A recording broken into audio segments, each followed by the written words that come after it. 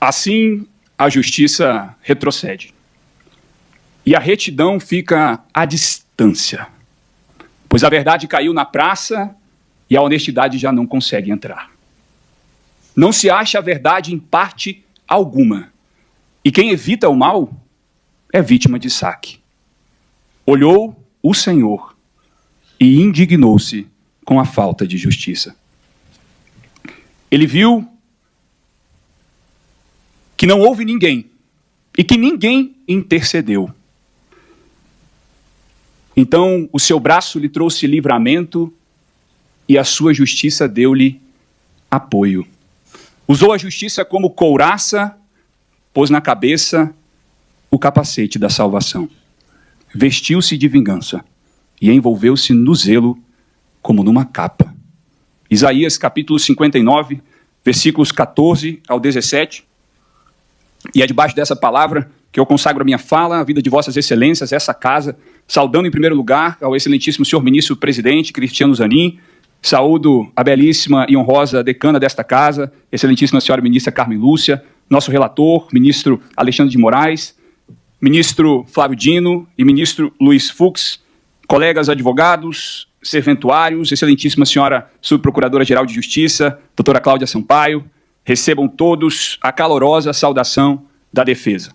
Na minha fala, nós vamos delimitar 4 pontos que são exatamente aquilo que inseriu o tenente-coronel Hélio Ferreira Lima, pelo qual eu tenho a honra de defender nessa tribuna, e que inseriram ele dentro de uma investigação maquiavélica, tão somente o primeiro ponto, por ter compartilhado com o tenente-coronel Mauro Cid um documento em que se tratava de uma possível fraude nas urnas.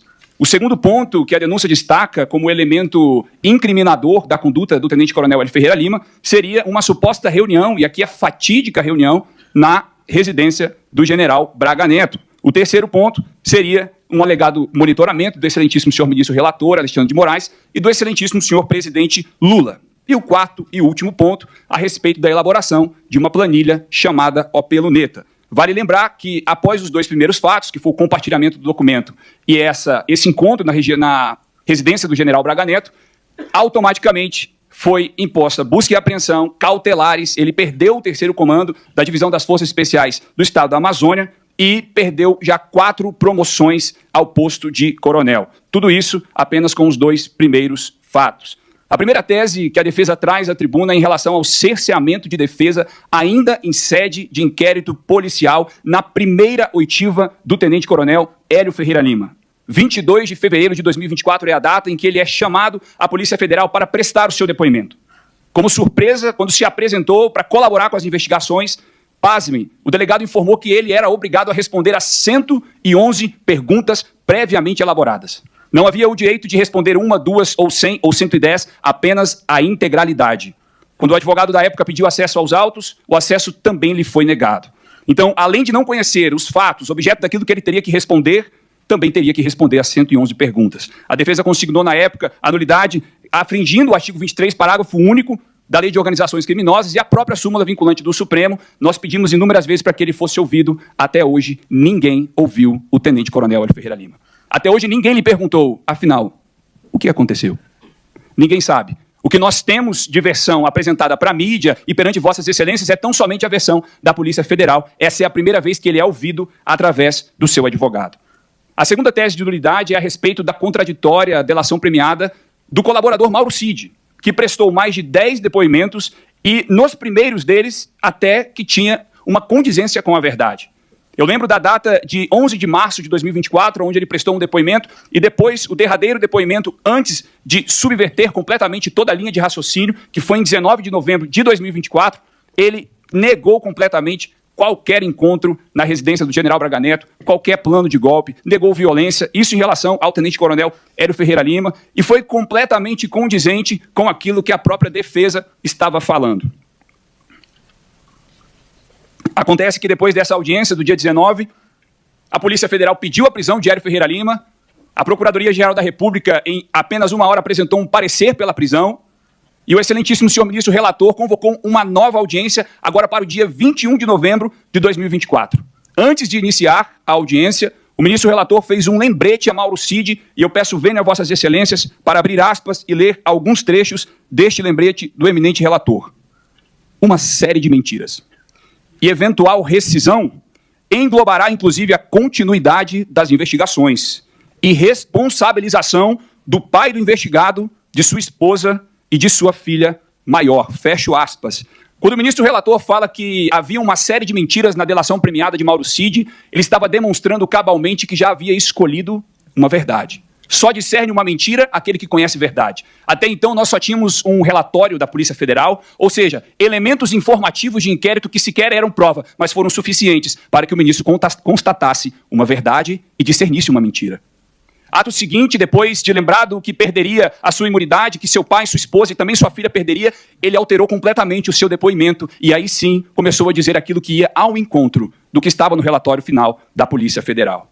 Nessa mesma audiência, derivou uma segunda nulidade, e aqui eu peço todas as vênias ao eminente ministro relator, mas a defesa entende que Vossa Excelência ultrapassou os limites legais ao conduzir a audiência do colaborador Mauro Cid, porque Vossa Excelência não só analisou os requisitos legais, mas Vossa Excelência determinou que ele sanasse omissões pelo qual o senhor acreditava que era mentira. E eu devo lembrar aqui, Dr. Paulo Bonet não está presente, mas essa seria uma atribuição dele. Essa seria uma atribuição do delegado de Polícia Federal, jamais do ministro que conduz a delação premiada. E aqui há uma evidente violação ao artigo 4º, parágrafo 6º da Lei 2.850, pela conduta ativa de Vossa Excelência, mais uma vez, data máxima vênia, indo, inclusive, de encontro com que o plenário dessa casa decidiu nos autos da ADI 6298 e as suas conexas, em que disseram e reafirmaram a respeito da constitucionalidade do artigo 3A do Código de Processo Penal, declarando que o Código de Processo Penal e, consequentemente, a Constituição possuem um caráter eminentemente acusatório.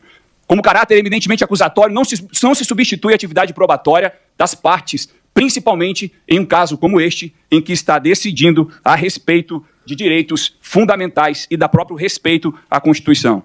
No mérito, excelências, eu trago a primeira tese, que seria a respeito desse fatídico encontro na residência do general Braga Neto, aonde a denúncia traz como se esse encontro fosse previamente elaborado com o intuito maquiavélico de se discutir um plano de golpe de Estado.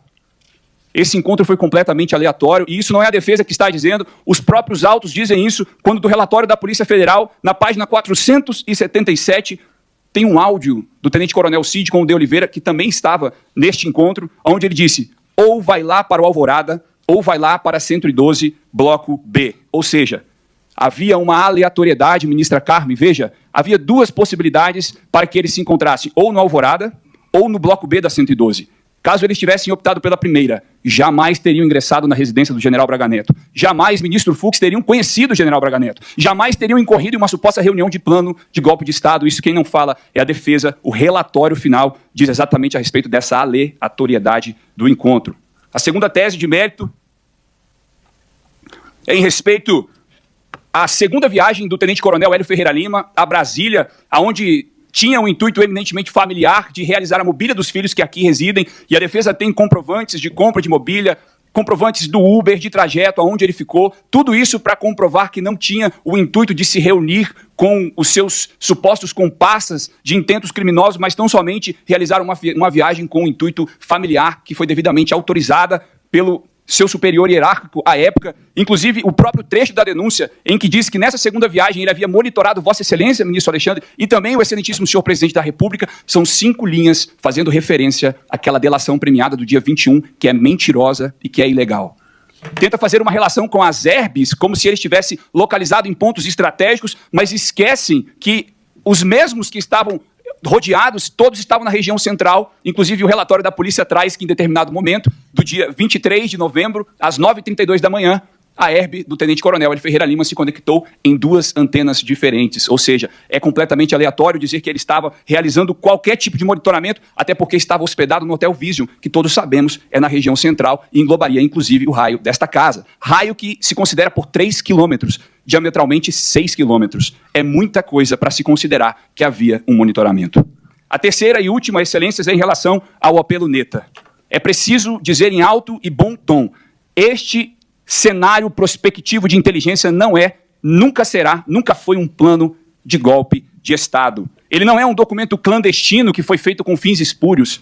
O seu superior sabia que ele estava analisando esse cenário prospectivo de inteligência, afinal de contas, essa era a sua atribuição oficial como oficial da inteligência da 6ª Divisão do Exército. Ou seja, competia às suas atribuições fazer cenários prospectivos de inteligência, e isso jamais poderia ser implementado como um plano de golpe, porque não competia à esfera de análise dele.